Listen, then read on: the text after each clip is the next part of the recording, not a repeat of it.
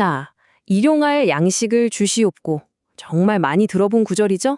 그런데요, 오늘 우리가 살펴볼 내용은 이 익숙한 기도문이 사실 우리가 알던 것과는 완전히 다른 아주 깊은 의미를 담고 있다는 겁니다. 한번 같이 파헤쳐 볼까요? 네, 마태복음 6장 11절에 나오는 구절이죠. 딱 보면 어때요? 그냥 오늘 먹을 밥 걱정 없게 해주세요 하는 아주 단순하고 기본적인 기도 같잖아요. 그런데 만약에 말이죠, 이 양식이라는 단어가 그냥 빵이나 밥을 뜻하는 게 아니라면요, 뭔가 더 큰 의미가 숨겨져 있다면 어떨까요? 바로 그 지점입니다. 우리가 흔히 생각하는 그 해석이 어쩌면 이 기도의 진짜 핵심을 완전히 놓치고 있는 걸지도 모른다는 거죠. 다시 말해서 이 양식은 그냥 먹는 음식이 아니라는 겁니다. 첫 번째 파트, 기도와 역설입니다. 이 양식의 진짜 의미를 찾기 위한 첫 번째 실마리는요, 놀랍게도 바로 이 기도문 앞뒤 문맥에 숨어 있습니다. 진짜 흥미로운 게 뭐냐면 이 기도를 가르쳐주고 나서 바로 몇 구절 뒤에 이걸 가르친 예수님이 방금 한 말이랑 완전 반대되는 거 아니야? 싶은 말을 한다는 거예요. 여기서부터 역설이 시작됩니다. 보세요. 왼쪽엔 일용할 양식을 주세요 라고 기도하라고 하고, 오른쪽엔 목숨을 위해서 뭘 먹을까? 뭘 마실까? 염려하지 마라고 합니다. 이게 바로 핵심적인 문제죠. 아니, 방금 먹을 걸 달라고 기도하라고 가르쳐 놓고 바로 뒤에 가서는 먹을 거 걱정하지 말라니. 이게 말이 되나요? 앞뒤가 안 맞잖아요. 왜 이런 모순처럼 보이는 말을 했을까요? 이 기도가 왜 음식 걱정은 이방인이나 하는 거라고 경고하는 내용으로 이어질까요? 바로 이 지점입니다. 이 명백한 모순이야말로 우리가 양식이라는 단어를 다시 보게 만드는 아주 강력한 첫 번째 신호인 셈이죠. 이게 그냥 빵 얘기가 아닐 수도 있겠구나 하고요. 두 번째 파트, 육체적 음식이 아니라는 증거입니다. 자, 그럼 이 양식이 우리가 먹는 음식이 아니라는 주장을 뒷받침하는 근거들을 좀 더 깊이 들어가 볼게요. 이게 그냥 추측이 아니라 그 근거가 아주 탄탄합니다. 마태복음 6장 전체를 쭉 훑어보면요, 흐름이 아주 명확해요. 하나님은 이미 우리한테 뭐가 필요한지 다 아신다. 그러니까 음식이나 옷 같은 거 걱정하는 건 믿음이 없는 사람들이나 하는 거다. 생명 자체가 음식보다 훨씬 중요하다. 그러니 우리의 최우선 목표는 하나님의 나라를 구하는 것이어야 한다. 그러면 이 모든 것, 즉 먹고 사는 문제는 알아서 해결될 거다. 자, 보세요. 전체 메시지가 뭐예요? 세상 걱정에서 눈을 떼고 더 높은 곳, 바로 영적인 것에 집중하라는 거잖아요. 그렇다면 일용할 양식을 구하는 이 기도도 당연히 이 전체 흐름에 딱 들어맞아야 하지 않겠어요? 세 번째, 영혼을 위한 양식입니다. 좋아요. 그럼 먹는 빵이 아니라면 도대체 뭘까요? 그 정답은 아주 결정적인 곳에 있습니다. 바로 예수님 본인이 나의 양식은 이거다 라고 직접 정의한 부분이죠. 이겁니다.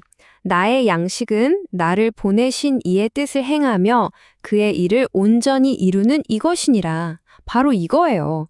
여기서 말하는 양식은 영적인 거예요. 하나님의 뜻을 깨닫고 그걸 실천하면서 얻는 영적인 에너지, 영적인 만족감, 바로 그걸 자신의 음식이라고 표현한 겁니다. 자, 그럼 이걸 주기도문에 그대로 적용해 볼까요? 일용할 양식은 매일매일 우리에게 주어지는 하나님의 목적, 그분의 말씀인 거예요. 그러니까 일용할 양식을 주세요라는 기도는 하나님, 오늘 제가 해야 할 영적인 미션은 무엇인가요? 그리고 그 일을 해낼 수 있는 영적인 힘을 주세요라는 기도로 완전히 새롭게 해석되는 거죠. 의미가 완전히 달라지지 않나요? 네 번째 파트, 만나가 주는 교훈입니다. 사실 이런 개념, 그러니까 양식을 영적인 것으로 보는 건요, 갑자기 툭 튀어나온 게 아니에요. 아주 오래전 구약 성경에 나오는 그 유명한 만나 이야기 속에 이미 이 교훈이 고스란히 담겨 있습니다. 만나 이야기 다들 아시죠? 광야에서 배고프다고 불평하는 이스라엘 백성에게 하나님이 매일매일 하늘에서 만나라는 신비한 음식을 내려주셨잖아요. 근데 이게 그냥 배 채우라고 준 게 아니었어요. 매일매일 주시는 하나님의 공급을 믿고 의지하는지 순종하는지를 보려는 일종의 테스트였던 거죠. 그런데 백성들은 어땠나요?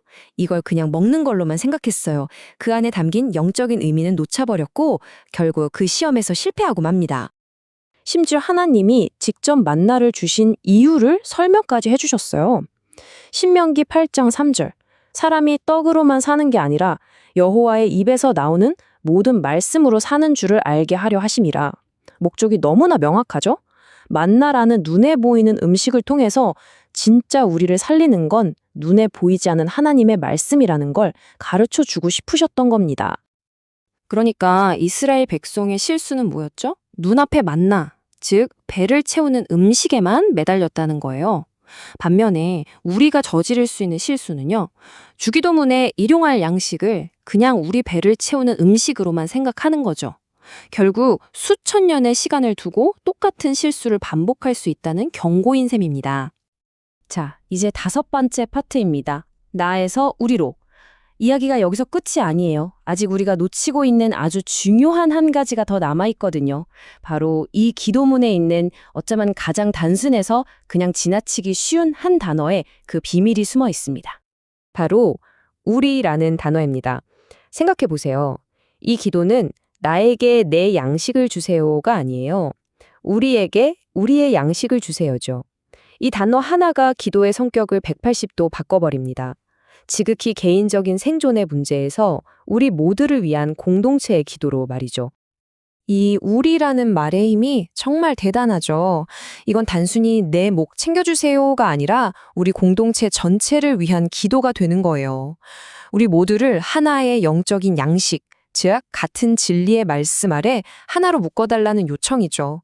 자기중심적인 생각에서 벗어나서 공동의 목적을 향해 나아가게 해달라는 기도로 그 차원이 확 넓어지는 겁니다. 고린도전서 10장 17절 말씀이 이걸 아주 잘 보여줍니다. 떡이 하나요, 많은 우리가 한 몸이니 이는 우리가 다 한 떡에 참여함이라. 여기서 말하는 한 떡이 바로 그 영적인 양식, 하나님의 말씀인 거죠. 바로 이 하나의 영적인 빵을 함께 나눌 때 서로 다른 많은 우리가 비로소 한 몸처럼 진정한 공동체가 될 수 있다는 뜻입니다. 마지막 파트입니다. 이것이 우리에게 의미하는 것. 자, 그럼 지금까지 살펴본 내용을 바탕으로 이 일용할 양식에 대한 새로운 이해가 우리 삶에 실제로 어떤 변화를 가져올 수 있는지 정리해 보겠습니다. 정리해 볼까요? 첫째, 이제 이 기도는 완전히 새롭게 보입니다. 단순히 먹을 것을 구하는 게 아니라 오늘 하루를 살아갈 영적인 힘과 지혜, 즉 하나님의 말씀을 구하는 기도가 되는 거죠. 둘째, 우리 삶의 초점이 바뀝니다. 오늘 뭐 먹고 살지 하는 육체적인 불안에서 오늘 하나님 뜻대로 어떻게 살지 하는 영적인 목적으로요. 그리고 셋째, 우리의 생각이 넓어집니다. 나만 생각하는 게 아니라 우리 공동체 모두가 같은 진리 안에서 함께 자라가길 바라는 공동체적인 기도가 되는 겁니다. 자, 이제 마지막 질문을 던지며 마무리할까 합니다. 오늘 하루 여러분은 어떤 양식을 구하고 계신가요? 그저 먹고 나며 사라져버릴, 썩어 없어질 양식을 얻기 위해 온 힘을 다하고 계신가요? 아니면 우리에게 영원한 생명을 주는 그 영적인 양식을 먼저 구하고 계신가요?